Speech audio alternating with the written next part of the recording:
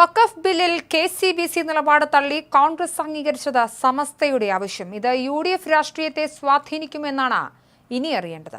കോൺഗ്രസിനെയും കേരള കോൺഗ്രസിനെയും താങ്ങി നിർത്തുന്നത് എന്നും മധ്യ കേരളത്തിലെ ക്രൈസ്തവ വോട്ടുകളാണ്. UDFിലെ കോൺഗ്രസ് MPമാരെല്ലാം വഖഫ് ബില്ലിനെ എതിർത്തു. UDFിന്റെ ഭാഗമായ PJ ജോസഫിന്റെ MP-യായ ഫ്രാൻസിസ് ജോർജും വഖഫിൽ KCBC ആവശ്യവും തള്ളി. രാജ്യസഭയിൽ ജോസ് കെ മാണിക്കും എതിർത്ത് വോട്ട് ചെയ്യേണ്ടി വന്നു. അതായത് കേരള കോൺഗ്രസിലെ രണ്ട് പ്രധാന വിഭാഗങ്ങളും ക്രൈസ്തവ സഭയെ തള്ളുകയാണ് ചെയ്തത്. ഈ രാഷ്ട്രീയ തീരുമാനം വരും തെരഞ്ഞെടുപ്പിൽ ആർക്ക് ഗുണം ചെയ്യുമെന്നാണ് ഉയരുന്ന ചോദ്യം. BJP പ്രതീക്ഷയിലാണ്, എന്നാൽ ബില്ലിനെ CPM എതിർക്കുന്നുണ്ട്.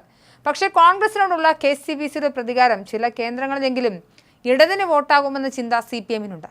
വഖഫിനെ കോൺഗ്രസ് എതിർത്തത് സമസ്തയുടെയും മുസ്ലിം സംഘടനകളുടെയും സമ്മർദ്ദ ഫലമാണെന്ന് KCBC വിലയിരുത്തുന്നുണ്ട്.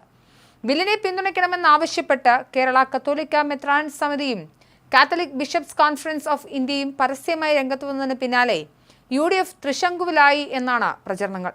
എന്നാൽ KCBC നിലപാട് തള്ളിയ കോൺഗ്രസ് നേതൃത്വം പാർലമെന്റിൽ ബില്ലിനെ ശക്തമായി എതിർക്കുമെന്നും വ്യക്തമാക്കി. പ്രതിപക്ഷ നേതാവ് രാഹുൽ ഗാന്ധിയുടെ നേതൃത്വത്തിലായിരുന്നു തീരുമാനം.